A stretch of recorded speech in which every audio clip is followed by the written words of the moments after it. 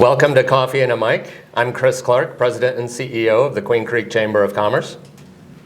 Today we're joined by State Senator Jake Hoffman, LD 15. Senator, thank you for being here with us. Of course, thanks for having me.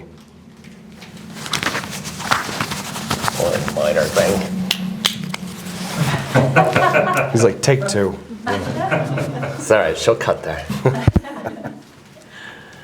Senator, thanks for being here. Lots of things happening at the Capitol, but I would like to start off with just a minute about the scheduling. It's a little bit unusual. So you're working 1 day a week, or hearing bills and committees 1 day a week, and then staying in session. And so how does that work, and what's the purpose? So the Senate President and the Speaker of the House decided that because the bill load was as limited as it is, that there was no need to require legislators to drive all the way to the Capitol. You know, we have legislators like us who drive an hour each direction, but then we also have legislators who drive from Prescott every single day, from Tucson every single day, and they drive to and from, right?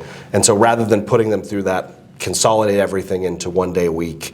And you know, a lot of this is driven by the fact that the governor has really slow-walked the budget negotiations so far. They're underway now, thankfully, but you know, this is something, the Senate and the House, we were ready to start budget negotiations realistically 2 months ago, maybe even closer to 3 months ago, and they simply said, no, we aren't ready to do it.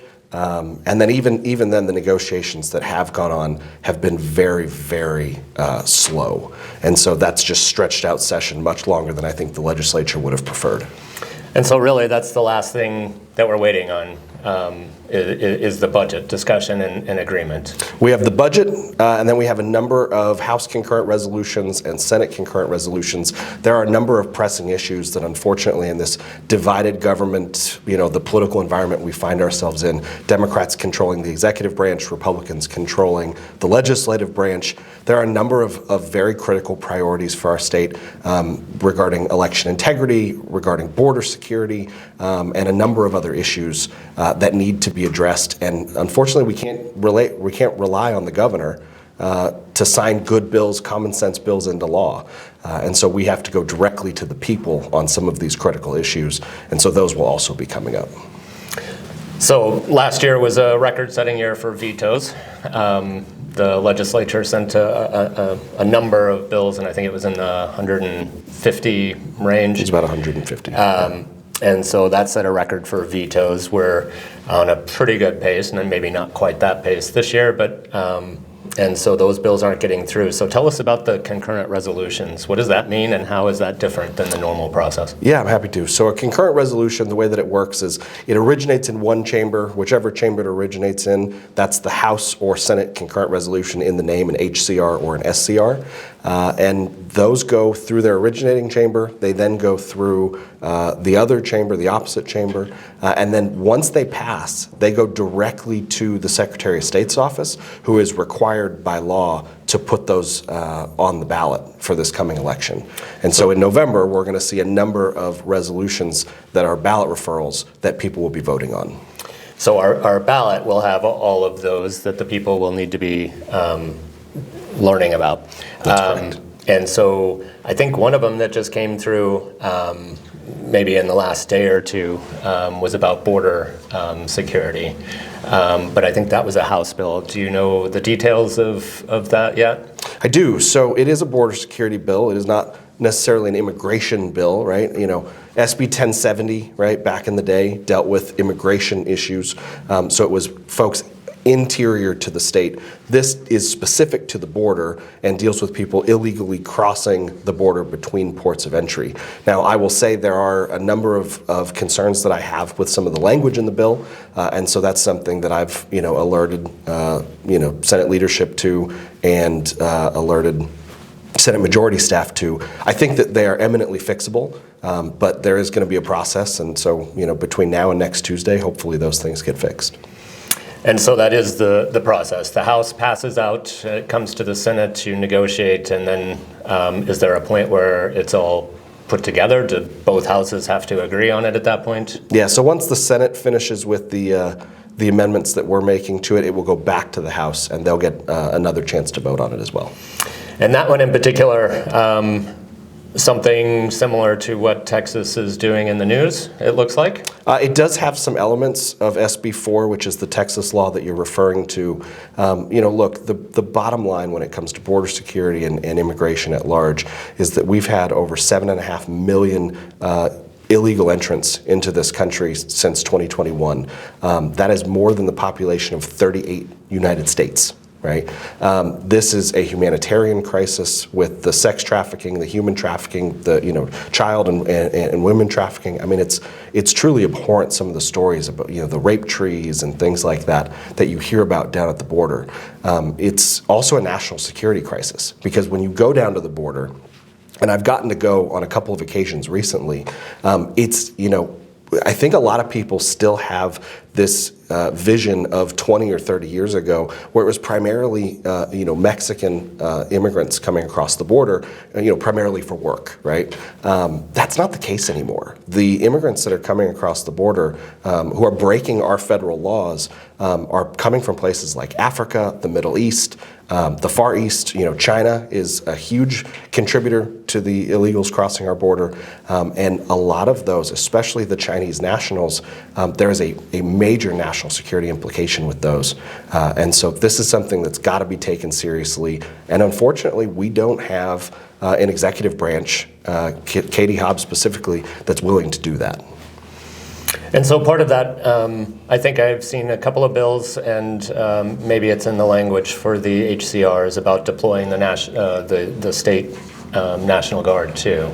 So that doesn't intersect the HCR that we're talking about now. There's no deployment requirements in this HCR. In fact, what we do is we enable and empower law enforcement like Sheriff Lamb over here in Pinal County, like Sheriff Daniels down in Cochise County, Sheriff Rhodes. They have the ability then to enforce that law that you cannot cross illegally, in between ports of entry. And look, let's be very clear. If a U.S. citizen crosses between the port of entry, crosses the border, that's considered a crime already under federal law. And so this would be codifying and empowering our law enforcement to be able to enforce that same provision, because unfortunately the federal government has chosen not to. And the overall goal, directing everybody to the ports of entry, coming through with the process. Yeah, I mean, look, like President Trump said back in, I think it was all the way back in 2016 during the original campaign, said we want a big, beautiful wall with a big, beautiful door, right? Because the reality is our nation has been a nation of immigrants, since our founding, right? And so we are not an anti-immigration country. We are an anti-illegal immigration country. We want people who are coming here to build a better future, who are bringing, the best and the brightest from these other countries, who can contribute and help build a greater America that has more economic opportunity and prosperity for every person, citizen and otherwise. Yeah, and an important issue for the workforce, as well as making sure that we have that immigration process streamlined. And from an economic standpoint, look, the cost of illegal immigration just to the state of Arizona as of 2022, now it's gone up since then because of the influx of illegals, but the cost is $2.4 billion economically to the state of Arizona every single year. That is a crushing amount, especially when you compare that to our overall GDP. Yeah, we were at a state convention down in Yuma, and the Yuma Regional Hospital was talking about all of the issues that they had just trying to support the influx. Yeah. And so will be interesting to watch. We'll be looking for that language and perhaps do a special on that before the November election if it makes it to the ballot. Yeah. One of the things that you were talking about was the budget, and the fact that the budget is dragging on. So the Joint Legislative Budget Committee, which is sort of the standard for what the numbers are going to be, early on, let's say even as last year, was saying that they projected about a $400 million shortfall. Since then, it's picked up speed, and over this year and next year, we're looking at about a $2 billion, and perhaps has been revised down to $1.5 billion, but still a substantial shortfall over these 2 years. So, what happens with the budget discussions for that? And if there's not any money, what do we talk about? Well, the reality is that this is the net effect of when government grows too big too quickly, this is what happens, right? Is you end up with having to make hard decisions and cut things that were put in the budget that probably shouldn't have been. And if you go back 2 years ago, back in 2022, the Democrats touted it as the first bipartisan budget in decades, right? Well, they blew $1.8 billion. Okay, those were $1.8 billion taxpayer dollars that came out of your pocket, came out of my pocket, came out of the pockets of everybody sitting in here. They spent them on pet projects, pork projects. You go back last year, Republicans sent Katie Hobbs a budget that would have left over $2 billion on the table, would have left them in the hopper. If she had signed the budget that we sent her, we would not be having these conversations right now. We would be in basically a balanced situation where there's no need for cuts. Now there would be no money to increase spending, but we wouldn't have to be cutting things. But unfortunately, Katie Hobbs vetoed that. Why? Because she wanted more pet projects. Pet projects like $15 million for the development of new websites, right? She wanted $50 million to remodel the interior of government office buildings. On Jefferson and Washington, down on the mall. These are things that are not a priority for the average Arizonan, especially the average Arizonan who's getting crushed right now by skyrocketing prices at the gas pump, at the grocery store, who might be having to make decisions between whether they can afford medication or whether they can put food on the table for their kids. And so last year, she vetoed it. We ended up coming through. All the money got spent, right? And so now we have to take a hard look at what are those projects, right? Do we want to pull back the $150 million that Katie Hobbs appropriated for essentially San Francisco and Los Angeles style housing policy, where you have homeless encampments along every major street? Do we want to give her that rope to allow her to spend that money? And those conversations are happening right now. So in terms of where do we go next, every legislator is being given, just like we did last year, is being given a protect amount. So they can protect critically important projects that matter to their district, that matter to the overall vibrancy and economy of our state. One great example is we have the SR 24. My next question. Yes, the SR 24, we appropriated almost $90 million to help expedite that project, to put in an overpass, or at least a half an overpass, to allow Ironwood traffic to get onto the 24 more quickly so that we can have shorter commute times and less congestion on our roadways. And I'm proud to say that we've got every legislator who contributed last year a part of the budget to this very important economic development project for our state has stepped up and is going to protect the same amount this year, so that the SR 24 project will be safe from any cuts. And that's obviously critically important to Queen Creek, critically important to our economy out here, but also to Santan Valley, which is the other half of the district that I represent. Those folks have over 100,000 people living there with no real means of ingress or egress other than an at-grade, essentially, expressway. We have got to help get these projects, expedited, and that's what we're trying to do. You were very helpful and led the way on getting that initial allotment. I like to point out that the State Route 24 is actually a parkway. We get to stop. It has stoplights. Yeah. There is nothing freeway about it. And oftentimes, if I have to go to a meeting in Phoenix, where I'm sure you encounter this all the time trying to get to the Capitol, it backs up from the 202 all the way onto Ellsworth Road. And you just have to keep waiting for the light cycles. So already over capacity. Yeah. Important that we get that. But even that will only do some right-of-way. You mentioned the half exchange now at Ironwood. Originally, a few years back, it might have purchased the original overpass. But inflation, has raised the price quite a bit. So. And that's one of the frustrating things that we talk about with the I-10 widening project as well, when it got delayed for essentially 2, maybe 3 years before it actually starts construction is that those prices are going up by tens of millions, Right. And the money that we allocated is no longer buying what it was supposed to. Right. Which I will add is why it's so despicable that Katie Hobbs has been playing games with the SR-24 appropriation. You know, out of all of the transportation projects that were directly appropriated to local governments, the SR-24 is the only one that she directed the Department of Transportation not to give to the local government. And that's a huge problem because, as you're pointing out, the real time, the time value of money, right? We are losing value of those dollars the longer this drags out.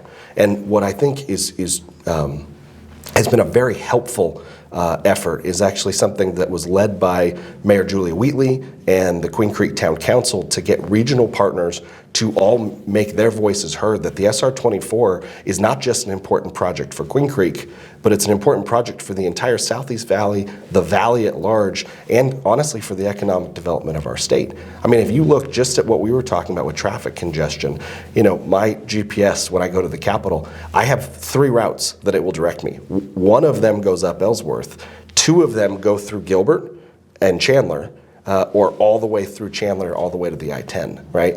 And so because of the congestion that exists and because of the delays and the games that Katie Hobbs is playing with that money, we are actually having a disparate impact on cities like Gilbert and Chandler and places like that, and on the I-10, which, as we all know, is already over-congested.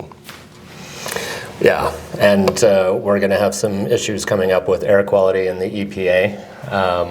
I don't know if that's on the radar down at the State House, but it's very much going to have an economic impact if the EPA becomes fully involved in that. So do you want to tell us a little bit about what you guys are talking about? Some of the things that some of the discussions we've been having at the Capitol related to the EPA and the air quality issue actually revolve around reining in MAG, the Maricopa Association of Governments, and the proposal, the plan that they put forward to the EPA. You know, in that plan, they had eliminating the internal combustion engine as one of the strategies.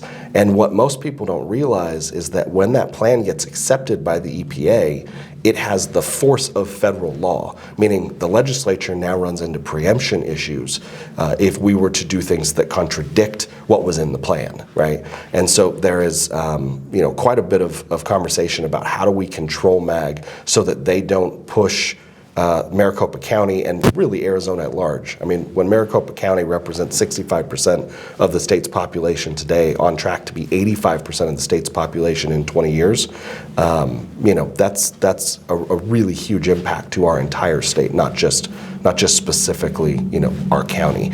And so we've got to get MAG reined in so that they put forward a sound proposal, a sound plan that doesn't infringe on the liberties of the people that live here. And that's an important point because the internal combustion engine is not ready to be replaced by anything. EVs are not ready. The production of energy, as we were just talking to our friends at SRP, it's not capable of ramping up that fast to have everybody become an electric vehicle user. So, that's right. But along that line, though, something has to get done. If we don't start meeting the requirements, they have the potential to stop economic development.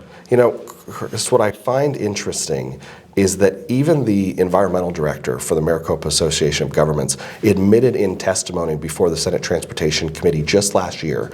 I asked him, I said, if we eliminated all 4.5 million cars that are on the road in Maricopa County, would it bring us into compliance with the EPA standards? And his answer was point blank, no. Right. The reality is that the EPA is a rogue agency that is out of control.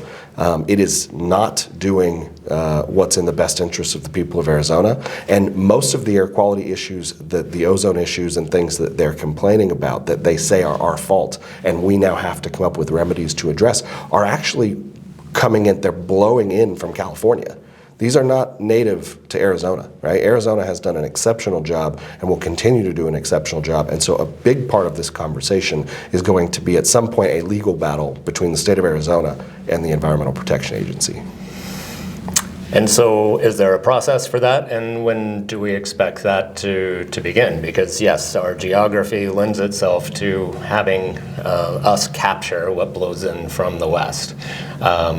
And there's some debate about whether or not we can improve that or not improve that, but we can't meet standards. So how does that begin, and when does that begin? Because if they go to their full legal stature, then beginning even in August, we could have problems with economic development. So a lawsuit can't happen until we have standing to file one, and so that will be something that we have to just wait until we have standing for. Yeah. Well, that'll be interesting to see how Sure that will. plays out, and we're actively talking about that as we bring in larger and larger employers Right. to the area who need that air quality certificate. A little bit about that, in addition, is water, as we talk about those large employers coming in. What's happening on the waterfront, as you will, down at the state legislature? Well, you're going to notice a trend here as we talk about these issues, and that's with failures at the executive branch level. Katie Hobbs and the Department of the ADWR Water Resources put out their modeling for the next 100 years and showed basically a 4% delta. Look, a 4% delta over 100 years when you are projecting based on factors that you can't possibly know that's the equivalent of a rounding error, right? Just to clarify for everybody, they project out what our usage is going to be in 100 years, and their modeling came up with us being 4% short of what we're going to need under those conditions in 100 years. Correct. However, they didn't take into account a number of important factors with regards to water reuse and recharge and things like that. And so the failure to incorporate the entire picture and then to create that 4% delta actually has had the net effect of taking 25% of our state's housing supply. So our new housing supply, you hear housing affordability comes up all the time. Well, it's directly linked to the water issue. 25% of our state's housing supply, she took off the table because of that modeling over what is equivalent to a rounding error in terms of 100 years from now.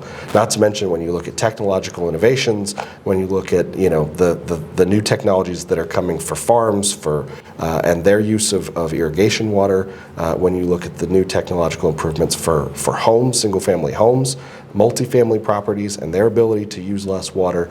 We use less water today than we did in 1980. In Maricopa County, right? And I believe at the state at large. And that's a tremendous testament to the will of Arizona to always do better and to always conserve this natural resource.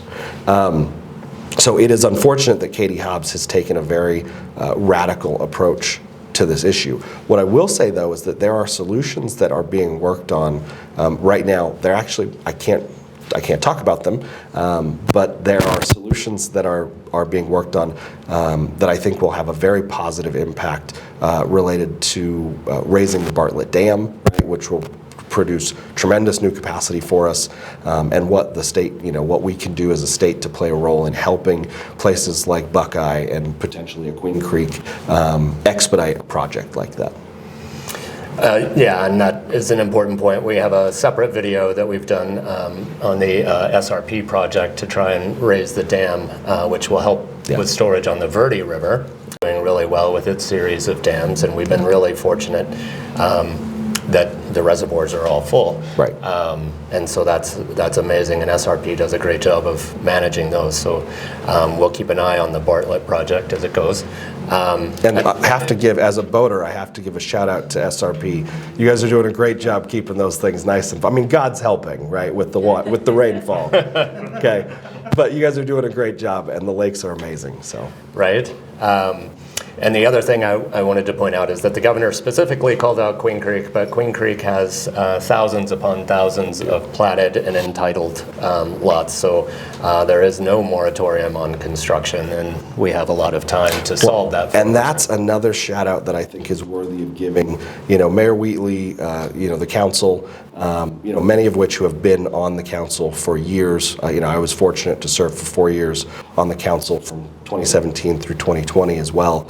And Queen Creek really has been extremely forward-thinking, both in terms of our private sector partners who are coming in and working to develop the land, but as well as the town in terms of acquiring new water resources and ensuring that we have a protected future, so that there's never a concern that we don't have water. That is a testament to the hard work that's been put in.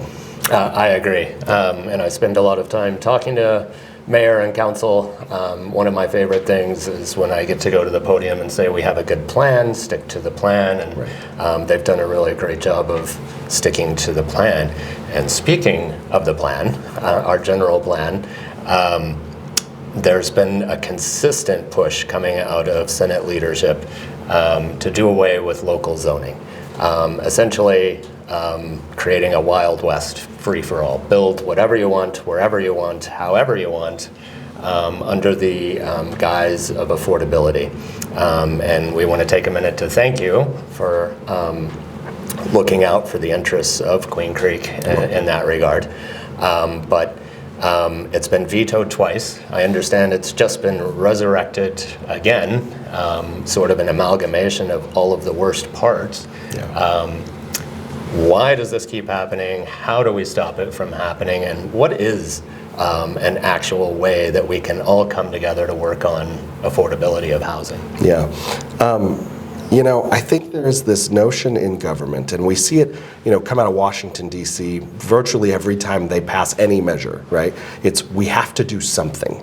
And their rush to do something creates a failure to do something well, right? And so we have to be smart, and we have to recognize that, just like Reagan said and others have said, that government isn't the solution to the problem, government is the problem, right? And Queen Creek stands apart from that, because Queen Creek strategically and smartly deregulated in areas that allowed growth to expedite, that allowed development to continue at lower costs, giving people assurances, developers assurances when it comes to timelines, giving them quick responses and thorough responses on permits and things like that, and applications. Queen Creek really has set, I think, the gold standard in terms of how the development community and the local governments can work together so that zoning does work for everybody. But unfortunately, you cannot take a one-size-fits-all approach from Phoenix and then export that to the rest of the state, because every area has unique challenges, has unique needs, and they need to have a voice in that process. And if you strip them of that voice, that's a problem for everybody. And so we need to find a solution that is the right balance between preserving local control, preserving local neighbors to having a voice in the process, but also empowering our development community to build the lowest cost, but the best possible product that they're able to, that the market demands, right? And I think at the very end of the day, the market will dictate how we move forward on housing, and they will find ways, the market will find ways to work with local governments that have the water that is needed to build, and then have the land and the regulatory environment to make it happen at a low cost. I think those are really key points. So there are certain areas that lend themselves to vertical construction. Mm-hmm. Phoenix is doing an amazing job. Downtown looks nothing like it did when I first moved here as a kid. Yeah. Tempe, landlocked, also going vertical, particularly along the lake, which is just a nice aesthetic. Yeah. But that sort of thing doesn't lend itself well in Queen Creek, which is where people didn't move here for high-rise urban living. They moved for a more rural, large lot type of situation. And that's right. It's important that we have a blend for everybody. We need some apartments, some small lots, things like that. But it's important that each community come up with their own solution. That's exactly what I was going to say. It's important that, look, we do need a blend, but that blend doesn't necessarily have to be in every single municipality, because there are some municipalities that will choose, or even some unincorporated areas, like just to the southeast over here in Santan Valley, where Pinal County and developers partnered together, and it is a very kind of starter home type of housing product, right? Whereas a Queen Creek has much more of a move up and, I'm going to be here for the next 50 years kind of product, right? And so we need to respect the identity of each of those communities. Paradise Valley is very different than, South Phoenix, right? Which is very different than Queen Creek, which is very different than fill in the blank. And so we do need to have that balance. Yeah, I think it would be great to be the developer who gets to build the first single-wide mobile home park in Paradise Valley. That would be amazing.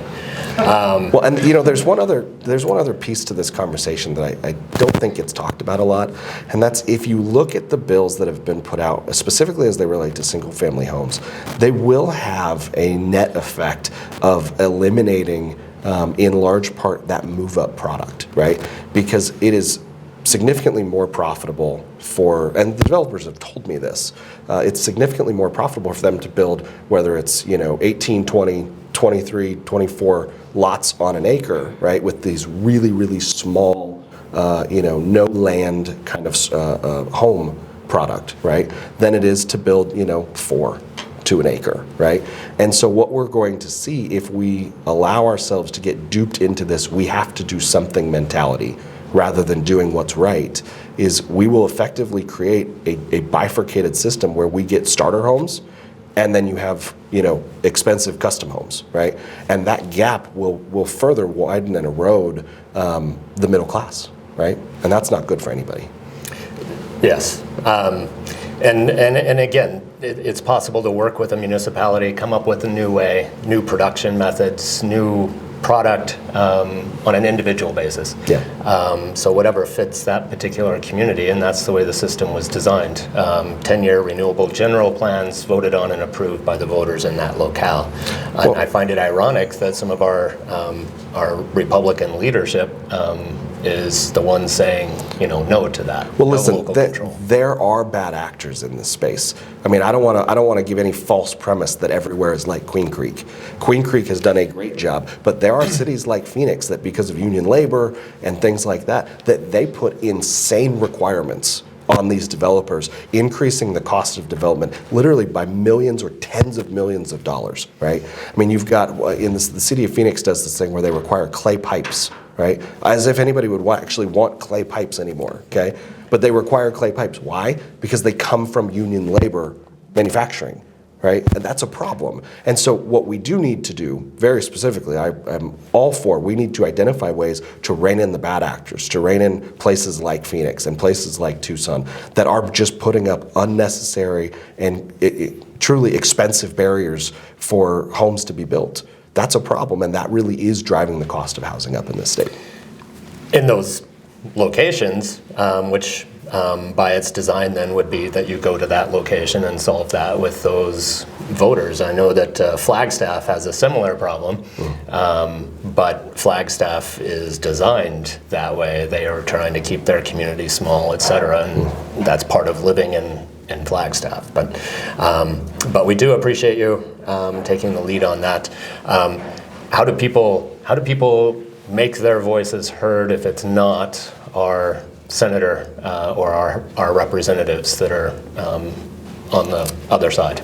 Well, I will tell you, phone calls work better to legislators than emails do. When an assistant, when a legislator's assistant gets 30 phone calls in a day, that feels like all they did was answer the phone, right? But if you give the same 30 emails, okay, it's just they just click on a box, right? And so I will encourage everybody, go to azledge.gov, click on either House or Senate, and then click on Members, and it will give you the full directory with phone numbers and emails for everybody in that chamber. Very good. We've touched on water, transportation, local zoning. Anything that we haven't covered that's been on your mind? Excuse me. I think really we have to get back as a state to a limited government mentality. I think that's one of the best things on all of these issues that we're talking about. There's a role for government to play, but as I said earlier, government isn't the solution. Government actually is a part of the problem.